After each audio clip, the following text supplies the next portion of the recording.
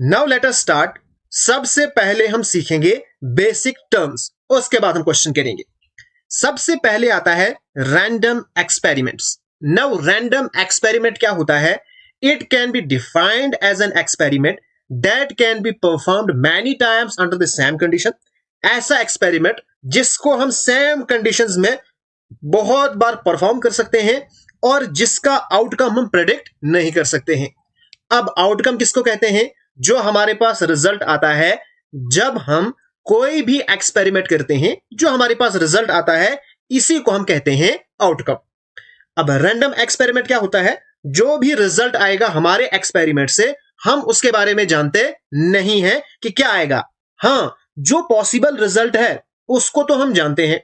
जैसे हम एक कॉइन को टॉस करेंगे, अब हमें पता है या तो हेड आएगा या तो टेल आएगा, लेकिन आएगा क्या, हेड आएगा या टेल आएगा, इसके बारे में हमें नहीं पता। हम 100% श्योरिटी के साथ नहीं बता सकते हैं।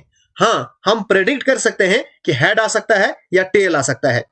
All the possible outcomes are known. जितने भी पॉसिबल आउटकम हैं उनको तो हम जानते हैं। However it's exact outcome can not be precisely predicted. लेकिन एग्जैक्टली क्या आएगा ये हम एडवांस में नहीं बता सकते हैं। ठीक है। उसके बाद sample space, set of all possible outcomes. अब आउटकम किसको कहते हैं? रिजल्ट आएगा। जैसे हमारे पास ये डाइस है, जब हम इसको फेंकेंगे तो हमारे पास आउटकम क्या आएगा, यानी रिजल्ट क्या आएगा? या 1 आएगा या 2 आएगा, 3, 4, 5, 6, ये हमारे पास है आउटकम। जब हम इनका सेट लेंगे, S इज इक्वल टू, ये हमने बनाया एक सेट, इस सेट को हम कहते हैं sample space. Sample space is the set of all possible outcomes. जितने भी पॉसिबल आउटकम्स हैं उन सभी का जब हम सेट बनाएंगे उसी को हम कहते हैं सैंपल स्पेस। नेक्स्ट हमारे पास है trial. When a random experiment is repeated many times, each one is known as trial. हमने एक बार डाइस को फेंका, हो गया एक ट्रायल। दूसरी बार फेंका, हो गया 2 ट्रायल। या हमने एक बार कॉइन को टॉस किया, यानी एक बार हमने ट्राई दी, दूसरी बार तो 2 ट्रायल, एंड सो ऑन। उसके बाद event. An event is a possible outcome of an experiment and forms a subset of the sample space. Event क्या है? Possible outcome of a experiment. जो भी हम कोई एक्सपेरिमेंट करते हैं उसका जो पॉसिबल आउटकम है उसी को हम कहेंगे इवेंट। जैसे फॉर एग्जांपल हम 2 कॉइन्स को टॉस करेंगे तो सैंपल स्पेस हमारे पास क्या बनेगा? हमारे पास पॉसिबल आउटकम्स क्या है? एक बार हमने कॉइन को टॉस किया, हो सकता है हेड आया, फिर दूसरी बार हमने किया, फिर हमारे पास हेड आ गया। या हमारे पास पहले पे हेड दूसरे पे टेल, या हमारे पास पहले पे टेल दूसरे पे हेड, या दोनों कॉइन्स पे हमारे पास टेल आ सकता है। तो ये हमारे पास है टोटल पॉसिबल आउटकम। इसका हमने सेट बना दिया तो ये हमारे पास हो गया सैंपल स्पेस। ठीक है। अब अगर मैं डिफाइन करता हूं इवेंट, 2 हेड्स, तो मेरे पास इवेंट ई क्या बनेगा? 2 हेड, तो यहां पे हमारे पास एच आएगा। तो ये हमारे पास इवेंट है। अब ये जो इवेंट है ये सैंपल स्पेस का सबसेट होता है। सबसेट का मतलब क्या हुआ? इसका मतलब हो गया हिस्सा, यानी ये जो एच है ना, ये हिस्सा है किसका? एस का। ठीक है, बस इसका मतलब यही है। उसके बाद हम आते हैं प्रोबेबिलिटी पे। प्रोबेबिलिटी किसको कहते हैं? Denotes the possibility of outcome. Probability का सिंपल मीनिंग है प्रेडिक्शन। जब हम किसी चीज के बारे में प्रेडिक्शन करते हैं उसका हमें एग्जैक्ट पता नहीं होता है। जैसे ज्यादातर आजकल हम क्या करते हैं कि हम बताएंगे कल के बारे में, वेदर के बारे में, कि कल क्या होगा, कल धूप निकलेगी, कल बारिश होगी, बर्फ होगी, क्या होगा। तो हम प्रेडिक्शन करते हैं। हम 100% श्योरिटी के साथ नहीं बता सकते हैं कि कल जो है धूप निकलेगी या कल बारिश पड़ेगी। हम इसके बारे में श्योर नहीं होंगे। तो यहीं पे कॉन्सेप्ट इस्तेमाल होता है प्रोबेबिलिटी का। Probability denotes the possibility of outcome. Probability हमें बताती है पॉसिबिलिटी ऑफ आउटकम। जब हम कोई भी रैंडम एक्सपेरिमेंट करते हैं, या probability is the measure of likelihood of an event to happen. कितने % चांसेस हैं कि कल कोई चीज होगी, उसी को हम कहेंगे प्रोबेबिलिटी। प्रोबेबिलिटी हम कैसे कैलकुलेट करते हैं? Number of favourable outcomes upon total number of possible outcome. अब फेवरेबल आउटकम क्या होता है? फेवरेबल आउटकम होता है डिजायर्ड रिजल्ट, आप चाहते क्या हो। जैसे हमारे पास है हेड और टेल, ठीक है। अब मैंने एक बार जब कॉइन को टॉस किया, या तो हेड आएगा या टेल आएगा। अब जब हमने सिक्का ऊपर उछाला, आपको अंपायर कहेगा आप क्या चाहते हो, आप क्या डिजायर करते हो। आप कहोगे मुझे हेड चाहिए, तो ये हमारे पास हेड जो है ना एक बार आ सकता है, तो ये हो गया फेवरेबल आउटकम। या फॉर एग्जाम्पल यहां पे मैंने कॉइन को 2 बार टॉस किया है, ठीक है। अगर आपसे मैं पूछूंगा इन 2 कॉइन में आपको क्या चाहिए, आप बोलोगे मुझे एक हेड चाहिए, एक मुझे टेल चाहिए, ठीक है। अब आपके पास फेवरेबल आउटकम क्या होंगे, हेड टेल हेड टेल।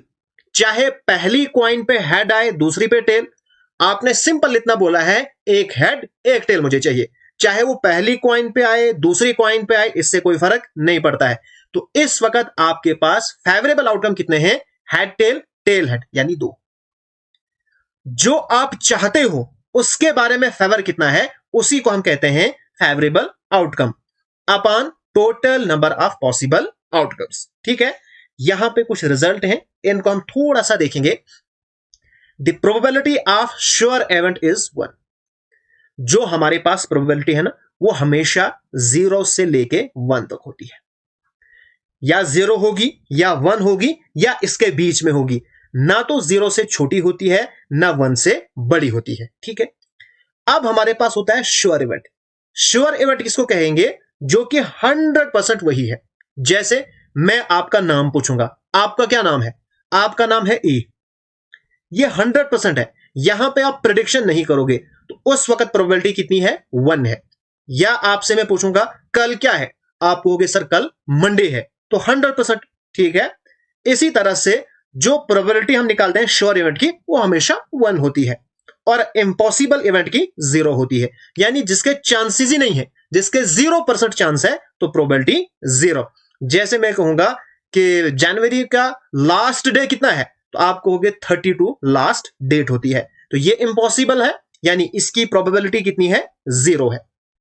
उसके बाद लास्ट वाला रिजल्ट, जो प्रोबेबिलिटी है वो हमेशा 0 से 1 के बिटवीन में ही होती है। 0 भी हो सकती है, 1 भी हो सकती है, और इसके बीच में भी होगी, लेकिन कभी प्रोबेबिलिटी 2 नहीं होगी, कभी -1 नहीं होगी, ठीक है। ऐसा कभी भी पॉसिबल नहीं है। नेक्स्ट हमारे पास है बहुत ही इंपॉर्टेंट रिजल्ट है, the probability of an event A plus probability of its non occurrence not A always equals to 1। इसको हम समझेंगे एक एग्जांपल के साथ। जैसे यहां पे मैं लूंगा सैंपल स्पेस, हम एक कॉइन को 2 बार टॉस करेंगे, तो हमारे पास पॉसिबल आउटकम्स क्या है, हेड हेड आ सकता है, या हेड टेल टेल हेड, या दोनों बार टेल आएगा, ठीक है। अब मैंने इवेंट डिस्क्राइब किया कि मेरे पास दोनों बार आने चाहिए टेल, ठीक है। अब प्रोबेबिलिटी ऑफ ए क्या निकलेगी, probability of A number of favourable outcome upon total outcomes. अब फेवरेबल आउटकम कितने हैं, यानी कितनी बार 2 टेल है, एक ही बार, तो 1 अपॉन टोटल कितने हैं, 1 2 3 4, तो प्रोबेबिलिटी ऑफ ए हमारे पास आया 1/4। अब मैं लिखूंगा प्रोबेबिलिटी ऑफ नॉट ए, इसको हम ऐसे भी लिखते हैं, ठीक है। इसको हम कहते हैं कॉम्प्लीमेंट ऑफ ए भी, या नॉन अकरेंस ऑफ ए। मतलब नॉट ए का क्या मतलब है, नॉट ए का मतलब है कि ए के अलावा कुछ भी आए लेकिन ए नहीं आना चाहिए। अगर हम अपने सैंपल स्पेस में देखेंगे तो हमारे पास 2 टेल है, हमने इसके अलावा देखना है, इसको हम कहेंगे नॉट ए। तो इसके अलावा हमारे पास है tail head head tail head head, तो इनकी प्रोबेबिलिटी कैसे निकलेगी, तो इनकी अगर हम प्रोबेबिलिटी निकालेंगे तो फेवरेबल आउटकम यहां पे है 1 2 3, तो 3 अपॉन टोटल हमारे पास है 4, ठीक है। अब इन दोनों को प्लस करो जरा, P of A plus P of not ए, यानी ए नहीं है, तो 1/4 प्लस 3/4, तो ये आपके पास बनेगा 4/4, तो ये हमेशा बनता है 1। बस ये यहां पे रिजल्ट है। जब भी आप किसी भी इवेंट की प्रोबेबिलिटी निकालोगे प्लस उसका जो अपोजिट होगा यानी नॉन अकरेंस होगा, इन दोनों को जब आप प्लस करोगे तो आपके पास हमेशा वो सम आएगा 1 के बराबर। उसके बाद an event having only one outcome is equal to elementary or simple event।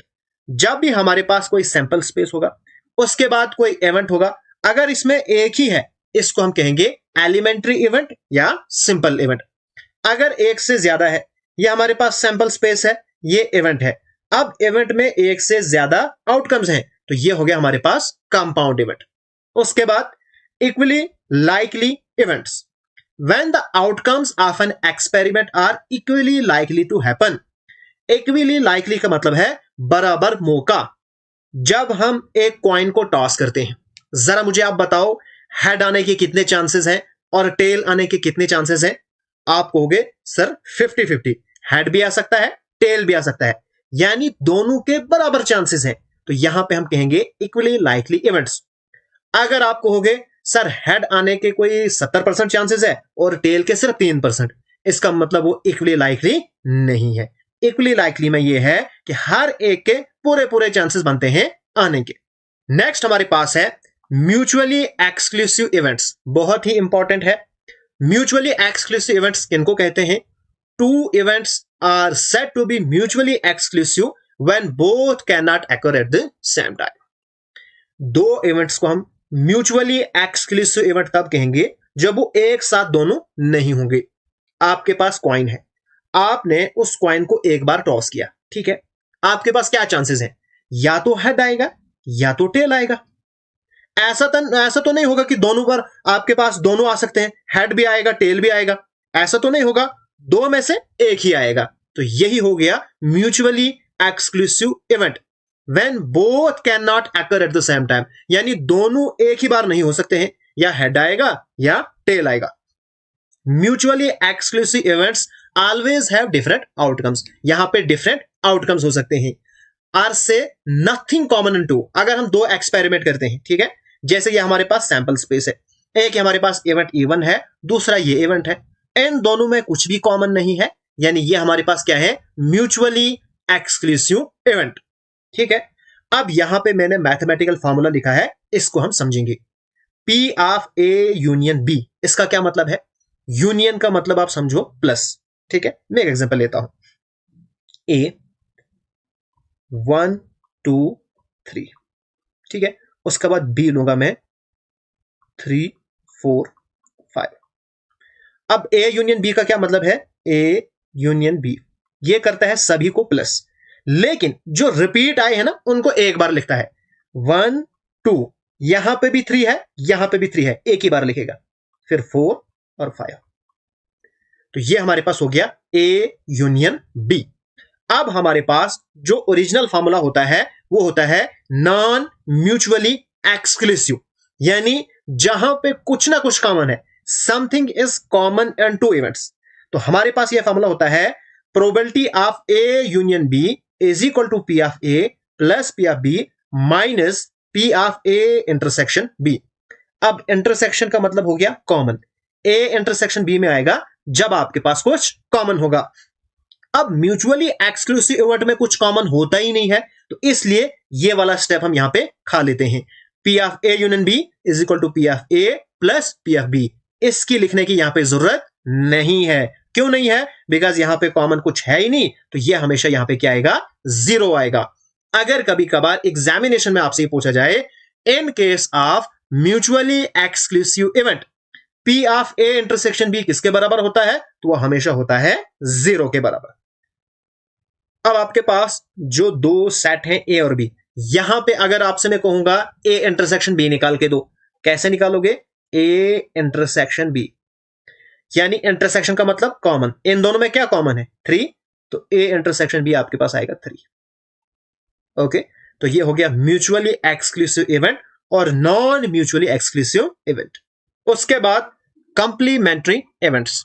अब कंप्लीमेंट्री इवेंट्स जो मैंने आपको पीछे समझाया था, P of A plus P of not A, यानी नॉट A जो A नहीं है, इसी को हम कहेंगे कंप्लीमेंट्री इवेंट्स। इन दोनों को प्लस करके हमेशा 1 आता है। जैसे यहां पे मैंने एग्जांपल दी है, when a dice is throne, जब हम एक बार एक डाइस को फेंकते हैं तो हमारे पास सैंपल स्पेस में क्या आएगा? या तो 1 आएगा या 2 आएगा या 3 आएगा या 4 आएगा या 5 आएगा या 6 आएगा। ठीक है, गेटिंग एन ऑड फेसेस। अब ऑड फेसेस हमारे पास है 3 और 5। अगर हमारे पास ऑड फेसेस है तो फिर ये हमारे पास नहीं, हाँ ये भी हमारे पास ऑड है। ठीक है, अगर हमारे पास ऑड फेसेस आएंगे तो फिर हमारे पास इवन फेसेस नहीं है, यानी ऑड और इवन यहां पे आपस में क्या है, कंप्लीमेंट्री है। ठीक है, उसके बाद हो गया exhaustive events.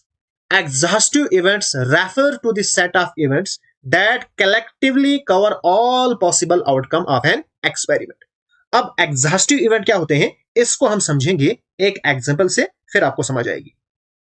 Let us suppose that हम एक डाइस का सैंपल स्पेस लेते हैं 1 2 3 4 5 6। ठीक है, एक इवेंट में लूंगा E1 जिसके अंदर मैं एलिमेंट को रखूंगा 1 2। दूसरा इवेंट लूंगा जिसके अंदर मैं रखूंगा आउटकम 1 2 3। ठीक है, फिर मैं लूंगा E3, इसके अंदर मैं रखूंगा मैं 2 3 4 5 6। ठीक है, अगर आपसे मैं पूछूंगा E1 union E2 union E3, ये किसके बराबर आएगा? आप क्या कहोगे? आप सिंपल प्लस करोगे और जो 2 बार आएगा उसको 1 बार लिखोगे। तो हमारे पास बनेगा 1 2। अब यहां पे 1 2 ऑलरेडी मैंने ऊपर ले लिए हैं, यहां पे लिखने की जरूरत नहीं है, तो यहां पे 3, फिर तीसरे पे 2 3 4 5 6, 2 3 ऑलरेडी आ चुके हैं। अब हमारे पास बचे 4 5 6। हमारे पास A1 A2 A3 ये इवेंट्स थे। जब हमने इन तीनों की यूनियन ली तो ये हमारे पास सैंपल स्पेस के बराबर आ गया। इन्हीं को हम कहते हैं एग्जॉस्टिव इवेंट्स। जब हम सारे इवेंट्स की यूनियन लेते हैं, अगर वो सैंपल स्पेस के बराबर आ गया तो हमारे पास क्या होते हैं, वो एग्जॉस्टिव इवेंट्स होते हैं। और ये बहुत इंपॉर्टेंट रिजल्ट है, sum of the probabilities of all exhaustive event is always 1। अगर आपके पास एग्जॉस्टिव इवेंट्स होंगे तो उनकी प्रोबेबिलिटी का सम हमेशा 1 के बराबर आता है। ठीक है, और यहां पे मैंने लिखी है refers to the set of events that collective covers all possible outcomes. अब इन इवेंट्स में सारे पॉसिबल आउटकम है, इन तीनों में देखो 1 2 यहां पे है, 2 3 यहां पे है, 2 3 4 5 6, यानी इन तीनों को मिला के कलेक्टिवली ये सारे पॉसिबल आउटकम को कवर करते हैं। तो ये हमारे पास हो गया एग्जॉस्टिव इवेंट्स। तो ये थी कुछ बेसिक टर्म जो हमने डिस्कस की। अब हम इन्हीं के बेसिस पे क्वेश्चन करेंगे। पहला question, if a coin is tossed 2 time, अगर हम एक कॉइन को 2 बार टॉस करेंगे, सबसे पहले हम बनाएंगे सैंपल स्पेस। तो सैंपल स्पेस में हमारे पास क्या आएगा, हेड हेड, यानी दोनों कॉइन्स पे हेड या दोनों कॉइन्स पे टेल, या एक में हेड एक में टेल, या पहली में टेल और दूसरी में हेड। ठीक है, यह हमारे पास सैंपल स्पेस बन गया। अब हमने यहां पे प्रोबेबिलिटी फाइंड करनी है of getting tail at least once. At least का क्या मतलब है, इसको समझो, बहुत इंपॉर्टेंट क्वेश्चन है और पूछा हुआ क्वेश्चन है। एटलीस्ट होता है कम से कम, यानी फॉर एग्जाम्पल अगर आप शादी करते हो, जब आप लड़की के घर में जाओगे, वहां पे लड़की वाले आपसे कहेंगे कि आपका जो बेटा है ना, एटलीस्ट वो गवर्नमेंट जॉब करना चाहिए, कम से कम 4th क्लास तो हो, कम से कम 4th क्लास तो हो, या कम से कम चपरासी होना चाहिए वो। इसका मतलब उनकी क्या डिमांड है, या तो वो चपरासी है या वो केस ऑफिसर भी हो, लेकिन वो कम से कम लिमिट लगा देते हैं। तो यहां पे एटलीस्ट का मतलब क्या है, कम से कम वो नंबर या उससे ज्यादा। एटलीस्ट वंस यानी आपके पास जो टेल है ना, कम से कम एक बार आए, यानी 2 बार आए तब तो मजा ही है, लेकिन एक बार आना चाहिए। तो ये हमारे पास हो गए फेवरेबल आउटकम और ये हो गए टोटल आउटकम। ठीक है, बहुत इंपॉर्टेंट है एटलीस्ट को समझना। तो यहां पे प्रोबेबिलिटी ऑफ टेल क्या आएगी, फेवरेबल 3 है तो 3 अपॉन टोटल आपके पास 4 है, तो 3 अपॉन 4, यानी second option is the correct answer. Next आपके पास क्वेश्चन नंबर 2 है, in a lottery there are 10 prizes and 15 blanks in ticket. एक डब्बा है, उसके अंदर 10 प्राइजेस हैं और 15 ब्लैंक है, यानी टिकट्स हैं। अगर 10 टिकट उठाओगे उनके ऊपर आपको कुछ ना कुछ प्राइज मिलेगा, बाकी 15 ब्लैंक है, इनके ऊपर कोई भी प्राइज नहीं मिलेगा। मुझे आप बताओ टोटल टिकट्स कितनी हैं।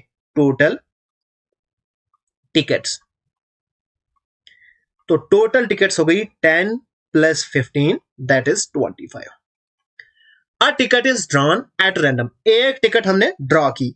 What is the probability of getting a price, बताओ प्राइस वाली टिकट की प्रोबेबिलिटी आपको क्या आएगी। तो रिक्वायर्ड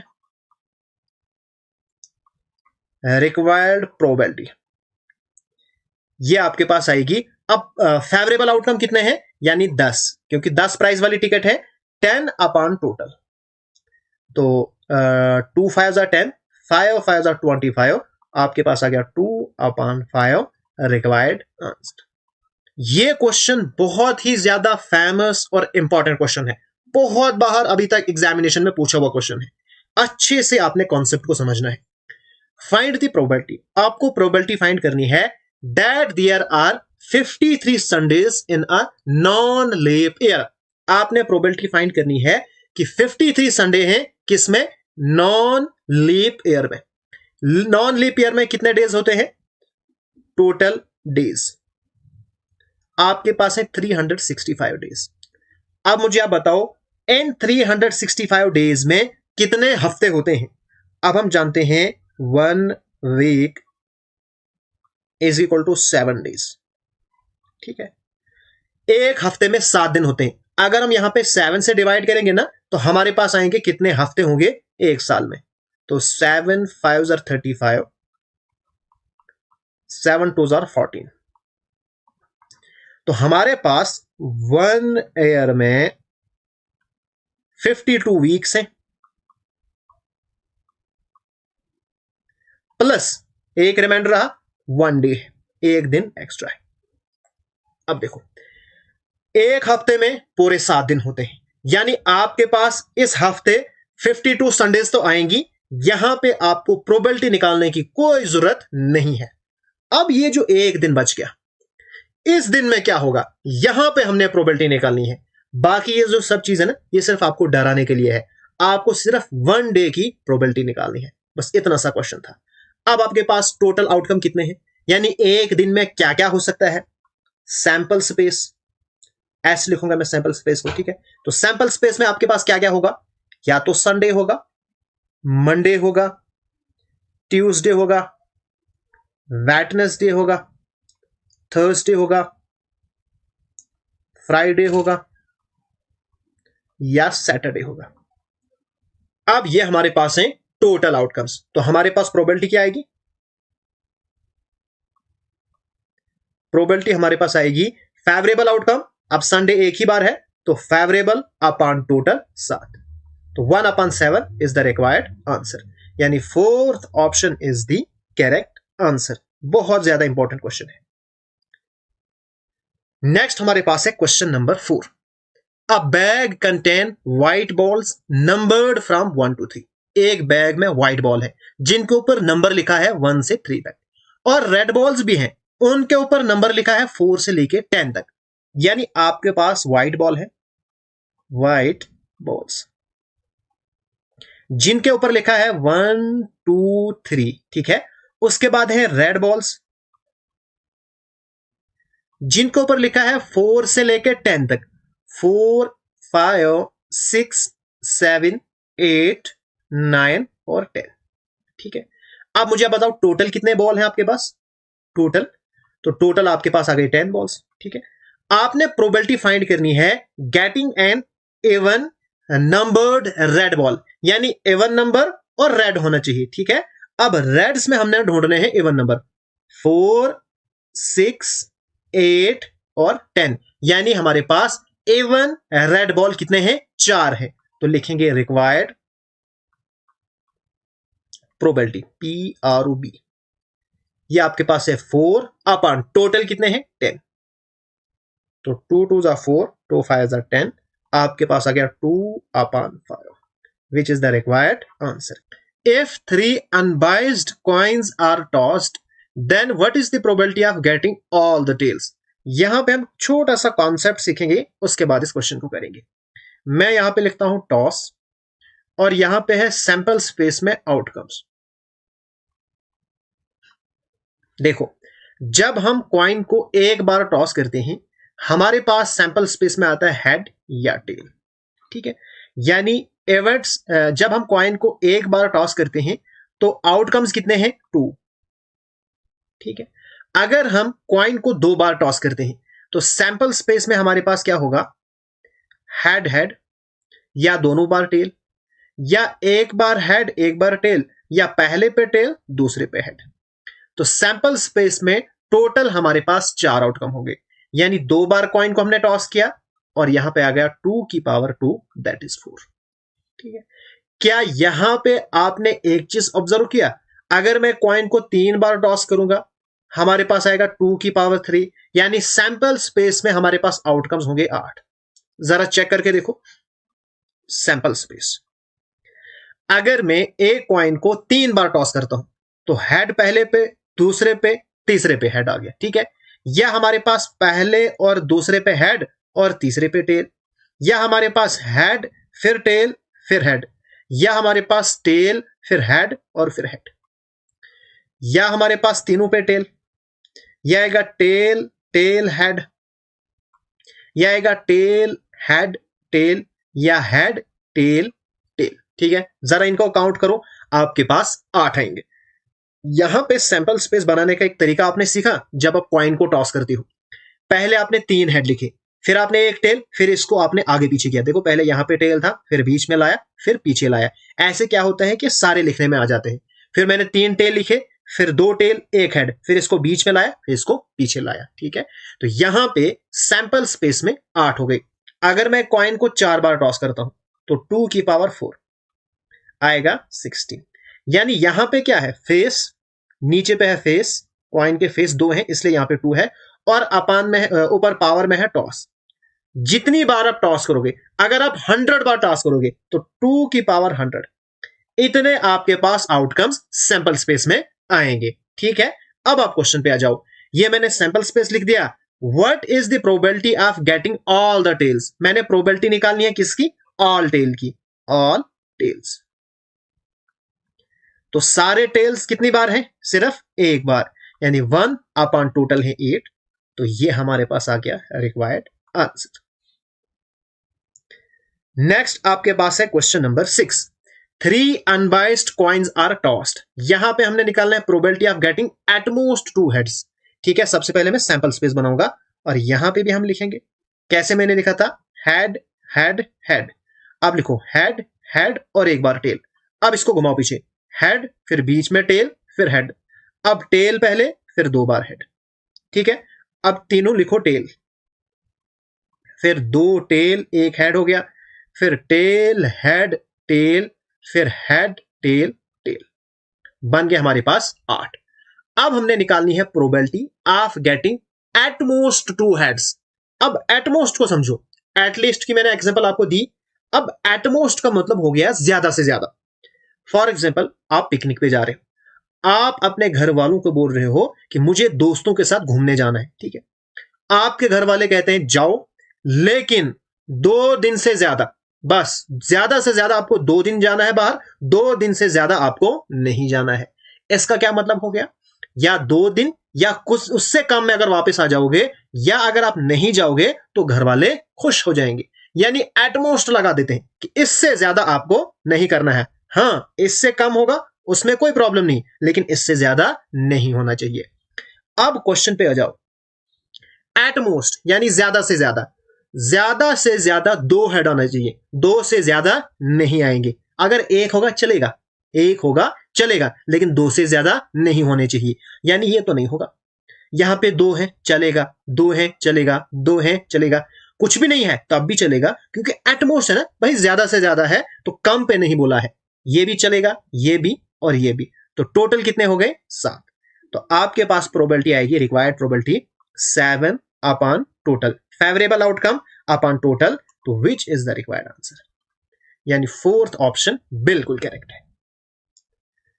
अब नेक्स्ट है, यहां पे भी 3 बार कॉइन को टॉस किया है, आपने प्रोबेबिलिटी फाइंड करनी है गेटिंग एटलीस्ट 2 हेड, यानी कम से कम 2, यानी कम से कम 2 या 2 से ज्यादा, ठीक है। तो हमारे पास रिक्वायर्ड प्रोबेबिलिटी क्या आएगी, कम से कम 2 या 2 से ज्यादा भी हो सकता है, यानी ये भी चलेगा, है ना, ये भी है, ये भी है, ये भी है। यहां पे कुछ नहीं है, यहां पे 1 है। अब इन्होंने लिखा है एटलीस्ट 2, ठीक है, यानी 1 2 3 4, आपके पास आएगा 4 अपॉन टोटल, 4 2 आर 8, यानी 1 upon 2 is the required answer.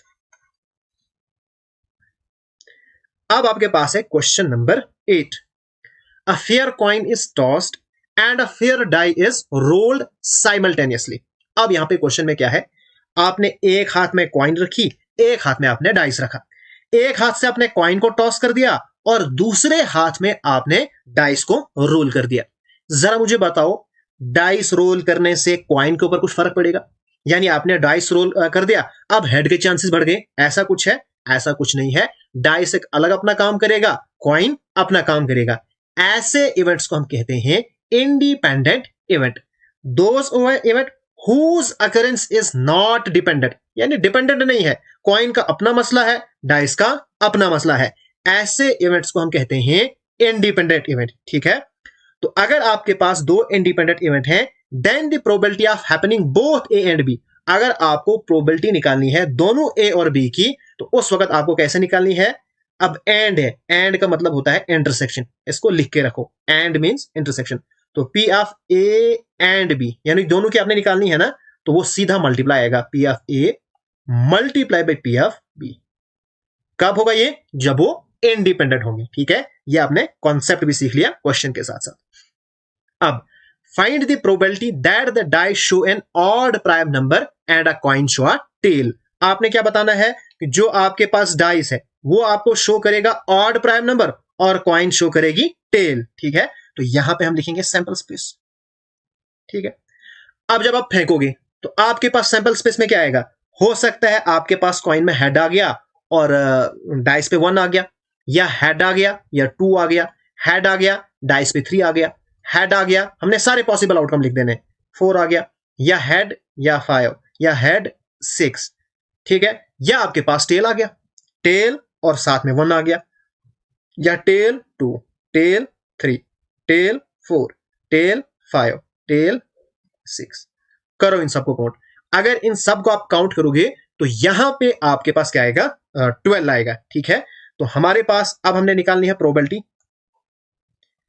Of A, probability of find the probability that the dice show an odd prime number, एक ऑड प्राइम नंबर, ठीक है। अब जो 2 है ये हमारे पास क्या है? इवन प्राइम नंबर, 1 ना प्राइम है ना कंपोजिट है, 3 हमारे पास प्राइम नंबर है, 5 हमारे पास प्राइम नंबर है, ठीक है। तो ऑड प्राइम नंबर 2 है and the coin shows tail, और साथ में वो टेल भी शो करनी चाहिए, यानी ये वाले आएंगे, ठीक है, ऊपर वाले नहीं आएंगे, क्योंकि कॉइन पे होना चाहिए टेल और इन पे होना चाहिए ये। तो हमारे पास आएगा 2 अपॉन 12, 2 1 2, 2 6 12, तो 1 अपॉन 6। क्वेश्चन नंबर 9 हमारे पास है the probability of getting 4 heads in 6 tosses of a fair coin. आपने क्या करना है? कॉइन को 6 बार टॉस करना है, फिर आपने प्रोबेबिलिटी निकालनी है 4 हेड्स की। अब देखो, इस वक्त अगर हम सैंपल स्पेस बनाएंगे तो थोड़ा सा मुश्किल हो जाएगा, क्योंकि 6 बार कॉइन को टॉस करना है। तो सैंपल स्पेस में हमारे पास टोटल आएंगे 2 की पावर 6, ठीक है, यानी 2 इंटू 2 इंटू 2 इंटू 2 इंटू 2 आएगा 8 और 8 यानी 64। टोटल आपके पास आएंगे 64। अब जब आप 64 बनाओगे फिर आपको हेड चूज करने हैं, तो आपके पास कम से कम 2-3 पेज होने चाहिए, ठीक है। लेकिन एग्जामिनेशन में तो उतनी रफ नहीं होती है। यहां पे एक बहुत ही इंपॉर्टेंट कॉन्सेप्ट सीखेंगे, वो है एनसीआर वाला फार्मूला, यानी कॉम्बिनेशन का यहां पे इस्तेमाल होगा। अब ये फार्मूला कैलकुलेट होता है the number of ways to choose r object. अब ये जो एनसीआर है ना, इसमें टोटल एन हमारे पास है टोटल ऑब्जेक्ट, और आर हमारे पास है जो हमने चूज करने हैं, ठीक है। और ये किसके बराबर होता है? N factorial upon n minus r factorial into r factorial, ठीक है। अब ये फैक्टोरियल क्या चीज है? The factorial of a number is the product of all the numbers between 1। Factorial होता है अगर आप किसी भी नंबर का फैक्टोरियल करते हो, यानी मैं लिखूंगा 9 का फैक्टोरियल, इसका मतलब है इसको हमने मल्टीप्लाई करना है कहां तक? 1 तक, यानी इसका मतलब है 9 मल्टीप्लाई बाई 8 7 6 5 4 3 2 और 1, पूरा 1 तक हमने इसको मल्टीप्लाई करना है। ये हो गया फैक्टोरियल का मतलब, ठीक है। या अगर मैं लिखूंगा 100 फैक्टोरियल, क्या मतलब है, 100 से लेके 1 तक मुझे मल्टीप्लाई करना है, ठीक है। अब लिखूंगा मैं 100 मल्टीप्लाई बाई 98 मल्टीप्लाई बाई 97। अगर मैं फॉर एग्जाम्पल इतना ही लिखना चाहता हूं, यहां पे आप थक गए, आप क्या करोगे, 96 बस यहां पे फैक्टोरियल रख दोगे।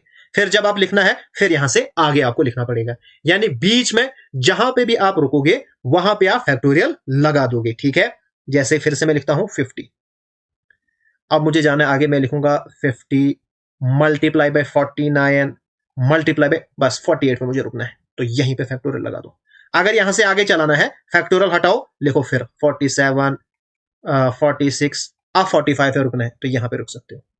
जहां पे आप रुकना चाहते हो वहां पे आप रुक सकते हो और फैक्टोरियल लगा दोगे, ठीक है। अब हम समझेंगे क्वेश्चन। क्वेश्चन में हमारे पास क्या है, NCR, N हमारे पास टोटल है और R हमने चूज करने हैं, ठीक है। अब क्वेश्चन है the probability of getting 4 heads in 6 toss, कितने टॉस है, 6 टॉस है, यानी N आपके पास 6 है, तो 6C, और आपने चूज करने हैं 4 हेड्स, यानी 6C4। N आपके पास 6 और R आपके पास आ गया 4। दोबारा हम लिखते हैं, हमारे पास आएगा 6C4, ठीक है, और अपान आएगा टोटल, तो टोटल हमारे पास आया था 64। बस ये आपके पास क्वेश्चन है, ये आपके पास फेवरेबल अपान टोटल।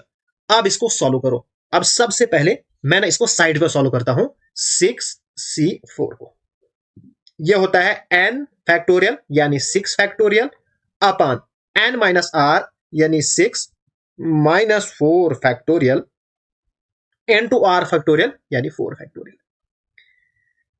अब मुझे यहां पे 4 दिख रहा है, मैं इसको चलूंगा लेकिन 4 पे छोड़ दूंगा, मैं लिखूंगा 6 5 और 4 पे छोड़ दूंगा, क्यों, क्योंकि ये कैंसिल हो जाएगा।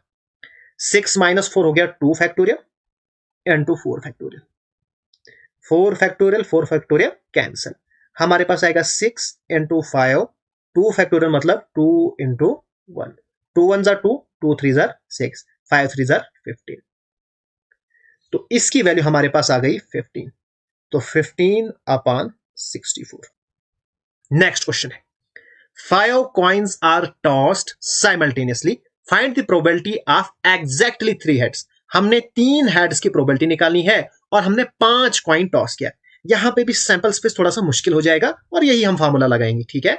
तो हम जानते हैं हमारे पास क्या आएगा, NCR किसके बराबर होता है, n factorial upon n minus r factorial into r factorial, ठीक है।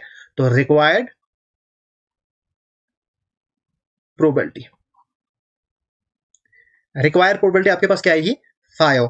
अब देखो टोटल हमारे पास क्या है, 5 बार हमने कॉइन को टॉस किया, तो 5C, ठीक है। अब कितने हमें चाहिए, हमें एग्जैक्टली 3 हेड्स चाहिए, कितने, 3, तो 5C3 अपॉन टोटल।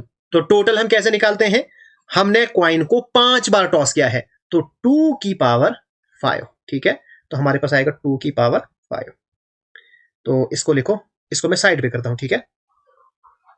हम करेंगे 5C3 को, यहां पे बनेगा 5 फैक्टोरियल अपान 5 माइनस 3 फैक्टोरियल इंटू 3 फैक्टोरियल, तो 5 इंटू 4 इंटू 3 पे मैं छोड़ देता हूं क्योंकि ये कैंसिल हो जाएगा, ठीक है। तो 5 माइनस 3 2 फैक्टोरियल इंटू ये और ये कैंसिल, 2 फैक्टोरियल को मैं लिख सकता हूं 2 इंटू 1, 2 1 जार 2, 2 2 जार 4, आएगा 10, यानी ऊपर से आ गया 10, 2 की पावर 5 मतलब 2 को 5 बार आपने मल्टीप्लाई करना है, आपके पास आएगा 32, 5 2 जार 10, 18 2 जार 32, सॉरी 16 2 जार 32, तो 5 अपान 16 विच इज द रिक्वायर्ड आंसर, यानी आपके पास डी ऑप्शन बिल्कुल करेक्ट आंसर है। नेक्स्ट क्वेश्चन है अ कॉइन इज टॉस्ड 4 टाइम्स, एक कॉइन को हमने कितनी बार टॉस किया, 4 बार टॉस किया। The probability that at least 1 head turns up, हमने प्रोबेबिलिटी निकालनी है कम से कम एक हेड की, यानी एटलीस्ट 1 हेड मतलब कम से कम एक हेड होना चाहिए, 2 होंगे वो भी चलेंगे, 3 होंगे वो भी चलेंगे, 4 होंगे वो भी चलेंगे। अब 4 बार हमने कॉइन को टॉस करेंगे तो मैक्सिमम 4 हेड मिलेंगे, ठीक है। अगर इस क्वेश्चन को भी हम सीधा करेंगे तो यहां पे भी काफी कॉम्प्लिकेटेड होगा, लेकिन यहां पे हम ये जो रिजल्ट हमने पढ़ा था ना, इसका कॉन्सेप्ट निकाल सकते हैं। अब मुझे बताओ, एक कॉइन को जब हम 4 बार टॉस करेंगे, ठीक है, प्रोबेबिलिटी दैट एटलीस्ट 1 हेड, क्या कम से कम एक हेड, तो इसका जस्ट अपोजिट यानी इसका कंप्लीमेंट क्या आएगा, 0 हेड। जैसे आप अपने फ्रेंड को बोलोगे यार कम से कम एक आपने कोल्ड ड्रिंक की बोतल लानी थी, क्या कम से कम एक आपने कोल्ड ड्रिंक की बोतल लानी थी, इसका मतलब इसने इसका अपोजिट किया है, तो इसका अपोजिट क्या है, 0 कोल्ड ड्रिंक की बोतल, ठीक है। तो यही कॉन्सेप्ट यहां पे भी इस्तेमाल करो, एटलीस्ट 1 हेड, कम से कम एक हेड, और इसका जस्ट अपोजिट है फिर 0 हेड। जो इसका अपोजिट है यानी जो इसका कंप्लीमेंट है ना, उसकी हम प्रोबेबिलिटी निकालेंगे, तो वही हमारे पास है पी ऑफ ए कंप्लीमेंट। ये हमारे पास क्या है, 0 हेड, यानी कोई हेड आया ही नहीं है। तो इसके हमारे पास कोई हेड कब नहीं आएगा, जब चारों बार टेल आएगा, यानी 1 अपान टोटल हमारे पास है 2 की पावर 4, सिंपल 1 अपान 2 की पावर 4 हो गया 16। जहां से हमें इजी हो जाएगा हम उसी कॉन्सेप्ट का इस्तेमाल करेंगे, ठीक है। तो अब लिखो प्रोबेबिलिटी ऑफ ए हमारे पास क्या है, एटलीस्ट 1 हेड, यानी at least 1 head plus P of A not is equal to 1। इसको मैं जब इस साइड लूंगा तो प्रोबेबिलिटी ऑफ ए आपके पास क्या आएगी, 1 minus P of A not, ये बनेगा 1 माइनस 1 अपॉन 16। करो इसको क्रॉस मल्टीप्लाई, 16 1 जा 16, तो आपके पास बनेगा 16 माइनस 1 अपॉन 16, यानी 15 अपॉन 16। ये आपके पास आ गया आंसर, यानी C option is the correct answer. यहां पे हमने क्वेश्चन कैसे निकाला, यहां पे हमने नॉट करके निकाला, ठीक है। फिर से आराम से समझना कि जिस चीज की हमें गिवन थी कि इसकी प्रोबेबिलिटी निकालो, वो हमने नहीं निकाली बल्कि उसके अपोजिट की निकाली। ऐसा हमने क्यों किया, ताकि कैलकुलेशन इजी हो जाए और हम इसका कॉन्सेप्ट इस्तेमाल करें। जब भी आपके पास डिफिकल्टी हो ना, जो आपको निकालना है वो आपने नहीं निकालना है बल्कि उसका अपोजिट निकालो, अगर वहां से आपको इजी हो रहा है तब जाके ये फायदा देगा, ठीक है। नेक्स्ट हमारे पास है question number 12। 3 coins are tossed, हमने 3 कॉइन को टॉस किया। Find the probability of at least 1 head and 1 tail. आपने प्रोबेबिलिटी फाइंड करनी है एक हेड और एक टेल की।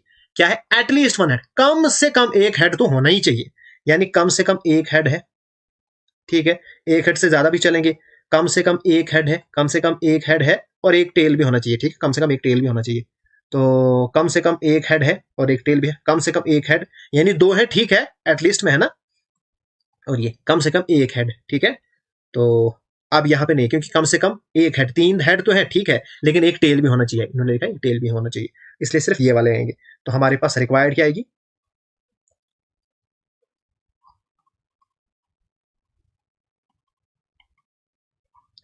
1 2 3 4 5 6 अपान टोटल है 8, 3 2 जार 6 4 2 जार 8, यानी 3 अपान 4, यानी कि B option is the correct answer. A fair coin tossed repeatedly, एक फेयर कॉइन को हम बार बार टॉस कर रहे हैं। If the head appears on first 3 tosses, अगर पहले 3 टॉसेस में हेड आ गया, then the probability of tail appearing on the 4th toss. बताओ भाई, प्रोबेबिलिटी कि टेल जो है वो 4th टॉस पे आए। ये जो क्वेश्चन है ना, बहुत बार एग्जामिनेशन में पूछे जाते हैं और ये क्वेश्चन सिर्फ डराने वाले क्वेश्चन है। प्रोबेबिलिटी एक ऐसी चीज है, पीछे क्या हो गया उससे कोई लेना देना नहीं है। अब आज से पहले हर दिन बारिश हो रही है, कल क्या होगा उससे कोई फर्क नहीं पड़ेगा कि पीछे क्या हो रहा था। सेम केस यहां पे भी है।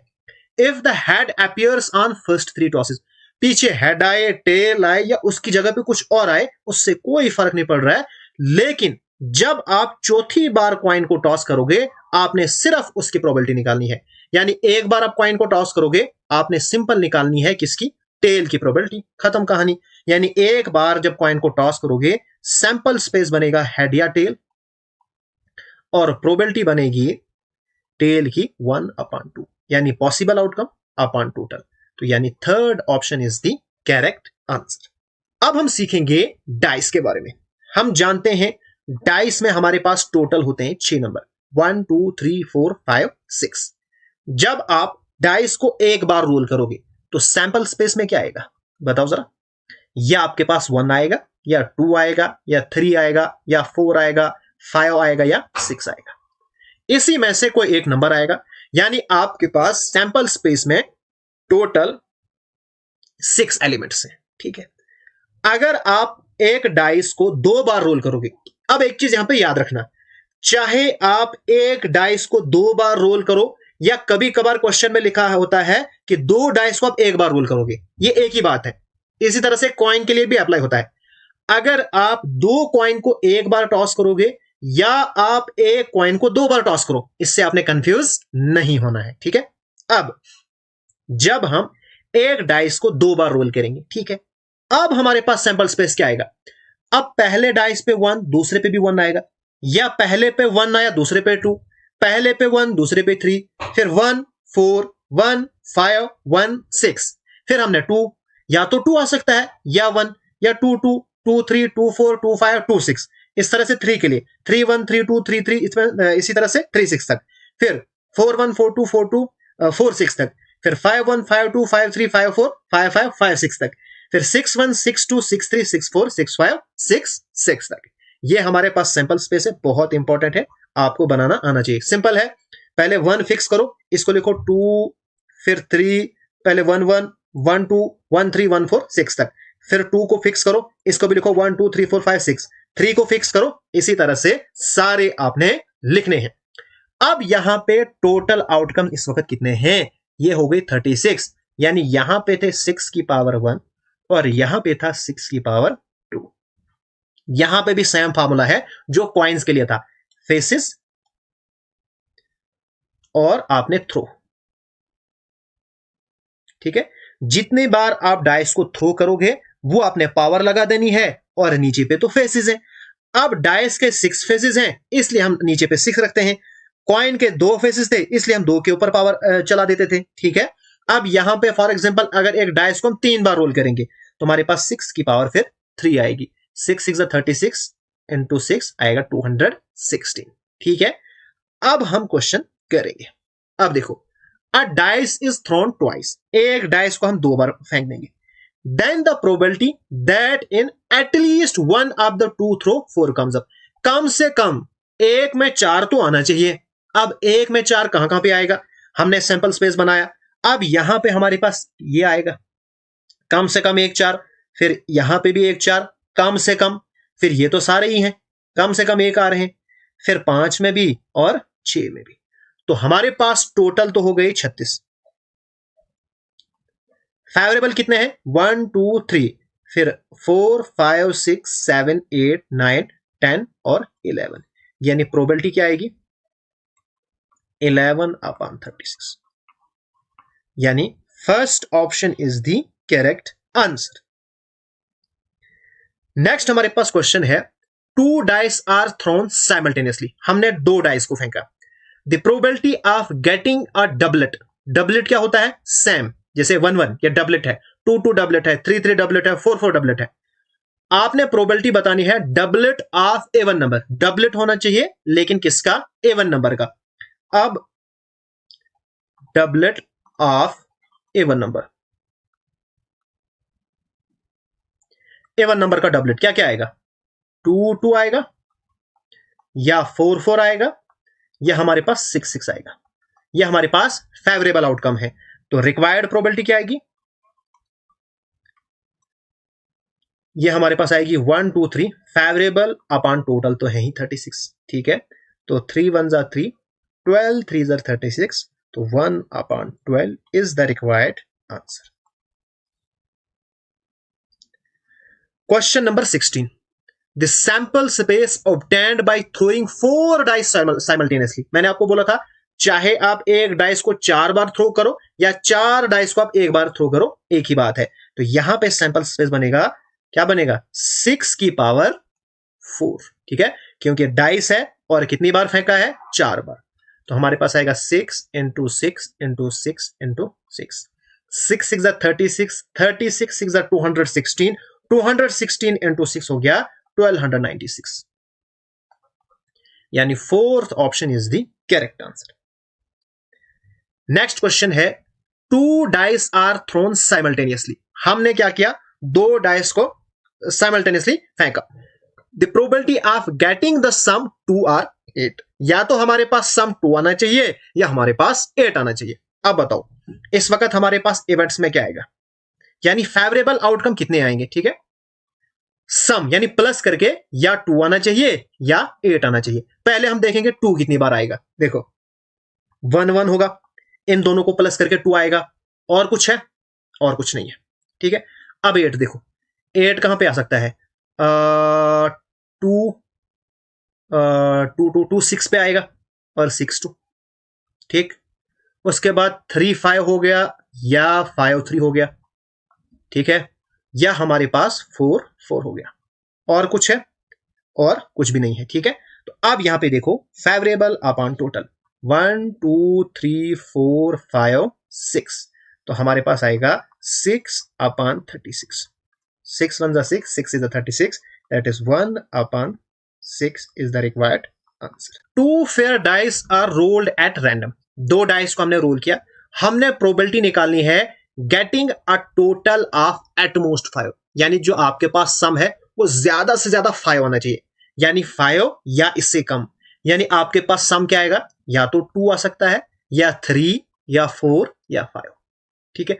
अब मैंने 1 क्यों नहीं लिखा, क्योंकि 1 आ ही नहीं सकता। जब आप 2 डाइस को रोल कर सकते हो 1 तो नहीं आएगा ना, क्योंकि हमारे पास होता है 1 2 3, जब आप 2 को प्लस करोगे तो 1 से ज्यादा ही आएगा, इसलिए हमारे पास या तो 2 आ सकता है, या 3 या 4 या 5।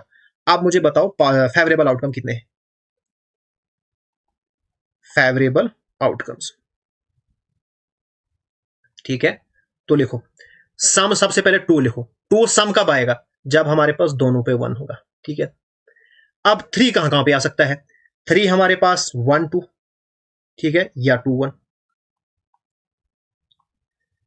ठीक है। फिर हमारे पास 3 कहां पे आएगा, 1 2 2 1, बस इतना ही है, हो गया ये भी खत्म। अब 4 कहां कहां पे आएगा, 4 आएगा 1 3 या 3 1, फिर 2 2 होगा, फिर हमारे पास 3 1 भी हो गया, 2 2 भी हो गया, और कहीं पे 4 आ सकता है नहीं, ठीक।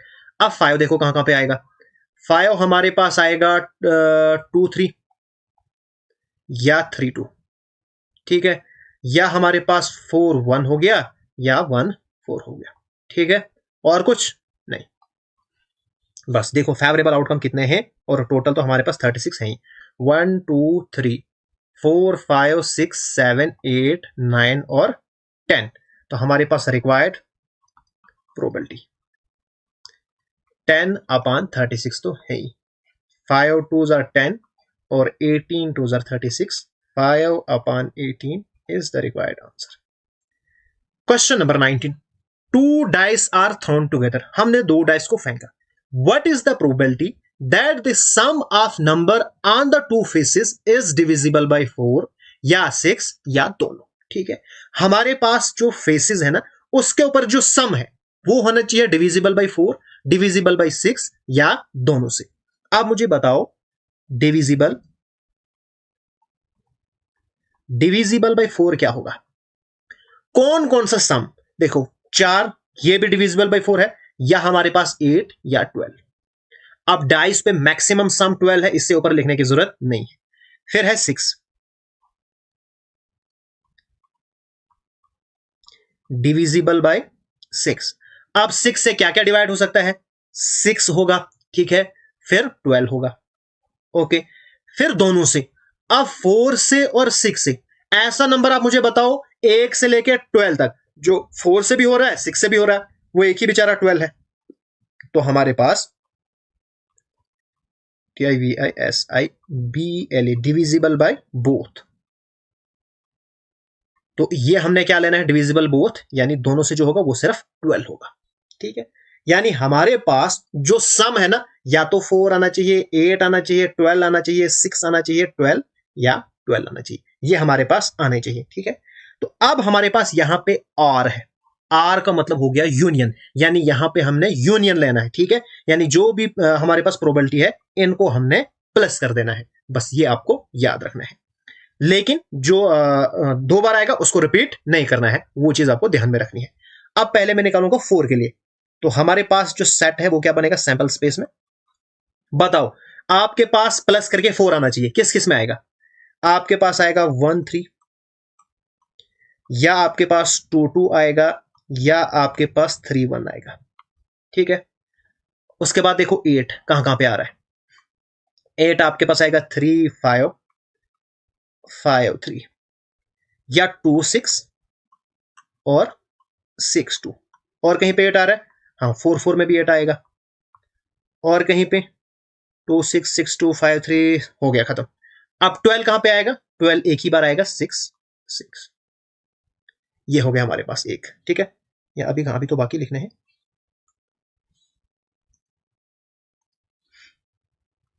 अब 6 बताओ, 6 कहां पे आएगा? 6 आएगा 3 3 पे, 2 4 और 4 2। ठीक, और कहीं पे 5 1 5 1 5 और 5 1। ठीक है, अब यहां पे जो 12 है इसको हमने ऑलरेडी 6 6 यहां पे लिख दिया है, तो रिपीट हमने नहीं करना है। तो रिक्वायर्ड प्रोबेबिलिटी क्या आएगी आपके पास? काउंट करो इनको, 1 2 3 4 5 6 7 8 9 10 11 12 13 और 14। 1 2 3 4 5 6 7 8 9 10 11 12 13 14, और टोटल तो है ही 36 क्योंकि हमने 2 बार डाइस को रोल किया है। तो 7 2 14, 18 2 36, आपके पास आएगा 7 upon 18, which is the required answer. यानी थर्ड ऑप्शन बिल्कुल करेक्ट आंसर है। नेक्स्ट क्वेश्चन है, two unbiased dice are rolled simultaneously. लगातार आपने 2 को रोल किया डाइस को। Find the probability of getting sum greater than 5। अब आपने क्या निकालना है? सम लेकिन ग्रेटर देन 5। ग्रेटर देन 5 क्या आएगा? 6 7 8 9 10 11 और 12। ठीक है, अब यहां पे आपको अपनी चॉइस है। एक तो या तो आप ये निकालो, या आप इसका अपोजिट निकालो और ये वाला फॉर्मूला लगाओ, जहां से आपको इजी हो। P of not A is equal to 1। यानी जो हमें गिवन है हम ये नहीं निकालेंगे, इसका उलट निकालेंगे। ठीक है, तो इसका उलट क्या है? इसका उलट है यानी ए नॉट, उसमें सम क्या आना चाहिए? या तो 2 या 3 या 4 या 5। अब यहां पे कम है, हम यही वाला निकालेंगे। ठीक है, तो आपके पास जो ए नॉट है इसमें सैंपल स्पेस में क्या आएगा? सम 2 यानी 1 1। ठीक है, सम ही है ना, हाँ। तो 3 कब सम आएगा? 1 2 हो गया या 2 1 हो गया, ये वाला इजी है। अब 4 कब आएगा? 4 आएगा 3 1 या 1 3, या हमारे पास 2 2, इसमें 4 आएगा। और 5 5 हमारे पास हो गया 2 3 या 3 2, या हो गया 1 4 या 4 1, और कहीं पे है? नहीं है। तो 1 2 3 4 5 6 7 8 9 10, तो आपके पास रिक्वायर्ड प्रोबेबिलिटी आएगी 10 अपॉन 36। 5 2 10, 18 2 36, आपके पास आएगा 5 अपॉन 18। अब इसको आपने यहां पे पुट करना है, तो P of A plus P of A not is equal to 1। जब नॉट को मैं इधर लाऊंगा तो हमारे पास बनेगा प्रोबेबिलिटी 1 माइनस पी नॉट, तो ये हमारे पास है 1 माइनस 5 अपॉन 18। इसको इसके साथ मल्टीप्लाई लगेगी तो बनेगा 18 माइनस 5 अपॉन, तो 18 माइनस 5, तो ये आपके पास आएगा 13 अपॉन 18। यानी कि आपके पास फर्स्ट ऑप्शन करेक्ट है। अगर आप इस तरह से निकालोगे ना, यहां से भी आंसर सेम आएगा, लेकिन एग्जामिनेशन में टाइम कम होता है, इसलिए हम कोशिश करते हैं कि जल्दी से क्वेश्चन सॉल्व हो जाए। When 3 fair dice are thrown simultaneously, हमने 3 डाइस को फेंका। What is the probability that the first dice show up an even number, second dice show up an even prime number, third dice show up an composite number? अगर यहां पे आप properly देखोगे ना तो ये आपस में इंडिपेंडेंट है। कैसे? आपने पहले प्रोबेबिलिटी निकालनी है पहले डाइस की।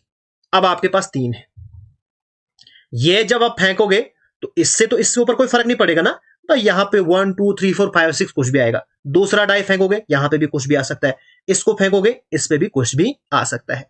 आपने यहां पे एक एक प्रोबेबिलिटी निकालनी है। देखो सबसे पहले मैं देखूंगा P ऑफ ए, और ए मेरे पास है A1 नंबर,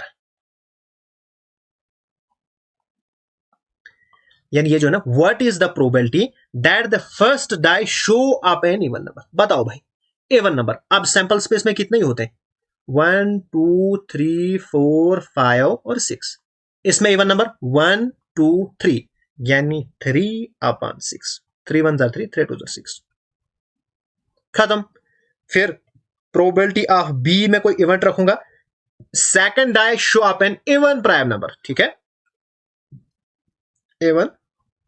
ये सिर्फ आपको डराने के लिए ऐसे क्वेश्चन पूछे जाते हैं, होता इनमें कुछ नहीं है, A1 प्राइम नंबर। तो आपके पास है A1 प्राइम नंबर, तो वो एक ही बेचारा 2 है, तो 1/6, ठीक। फिर तीसरा, third die show up composite number, ठीक है, कंपोजिट नंबर। अब कंपोजिट नंबर कौन से नंबर होते हैं, जिनके 2 से ज्यादा फैक्टर होते हैं, यानी यहां पे 4 और 6 कंपोजिट नंबर है, तो 2/6, ठीक है, 2 1 2, 2 3 6, तो 1/3। बस इनकी आपने प्रोबेबिलिटी निकालनी है, ठीक है। अब यहां पे क्या आ रहा है, what is the probability that the first die show up an even number and second, ठीक है, अगर आप एंड लगाओगे कामा की जगह पे तो एंड लगेगा, और एंड जब भी एंड आएगा आपने याद रखना है, आपको मल्टीप्लाई करना है, अगर और आएगा आपको प्लस करना है, ठीक है। बस आर में इस चीज का आपने ध्यान रखना है कि रिपीट नहीं होना चाहिए, ठीक है। और मल्टीप्लाई में याद रखना है कि ये इंडिपेंडेंट होने चाहिए, और ज्यादातर इंडिपेंडेंट ही आपको मिलेंगे, तो ये इंडिपेंडेंट है, ठीक है। तो हमारे पास रिक्वायर्ड प्रोबेबिलिटी क्या निकलेगी, 1/2 मल्टीप्लाई बाय 1/6 मल्टीप्लाई बाय 1/3, ठीक है। 3 2 6, 6 is 36, तो 1/36, यानी कि second option is the correct answer. आज का लेक्चर हम यहीं पे खत्म करेंगे, जो नेक्स्ट लेक्चर आएगा उसमें हम कार्ड्स और फिर बॉल्स के बारे में पढ़ेंगे।